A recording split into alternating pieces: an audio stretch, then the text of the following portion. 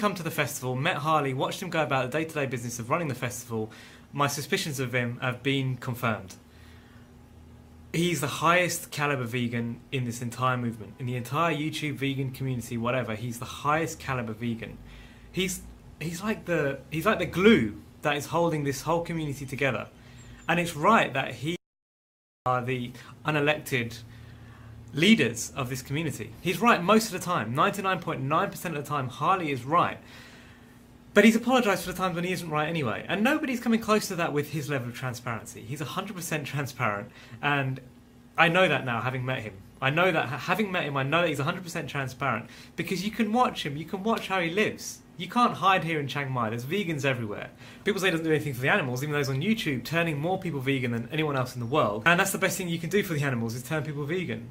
Like this morning, at this morning's Q&A, he was sat there with a wasp for 20 minutes, a wasp that had fallen into Freely's smoothie, and he was sat there just caring for this wasp, making sure that it could move its wings and fly away.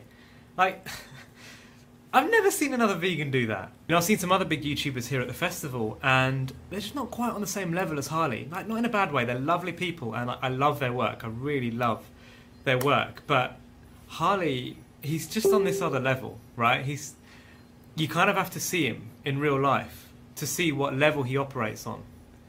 Like, something that's occurred to me in the past is I don't ever want my social media presence to be bigger than my real life presence.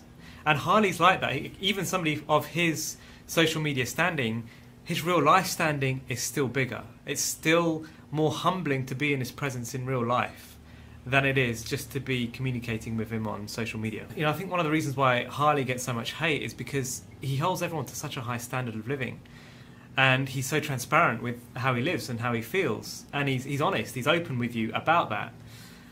And, you know, when the paper's that white and that big, you're going to notice the black spots. And so we notice these things about Harley, and as he's kind of put it himself in a recent video, we can run the risk of putting him on a pedestal a bit, because we see how well he lives, and we see the example that he gives, and we see what he gives the community.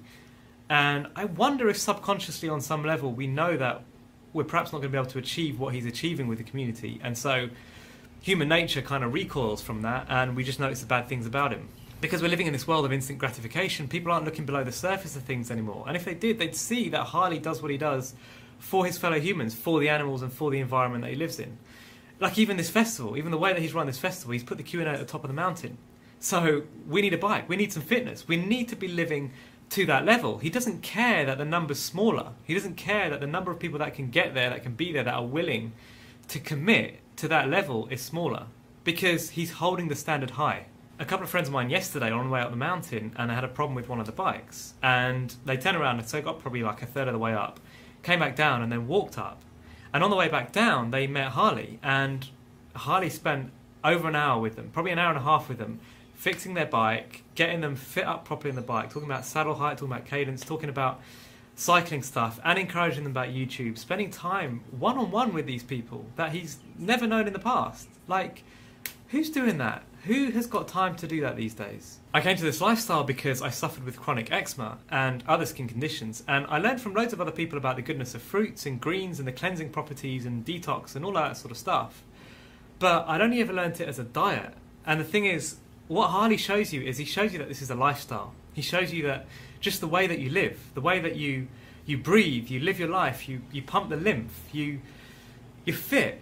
Like these things, everything that he teaches turns you into this disease-free person. He turns you into this mindset where you no longer consider yourself as somebody with a disease. And that's the difference. That's the difference that what he teaches can make for you. So basically the hate that Harley gets, it's like the hate that a personal trainer would get in that moment where he's asking for like 5 more push-ups or something. You know, you hate him in the moment. It's like, oh, I don't want to do this.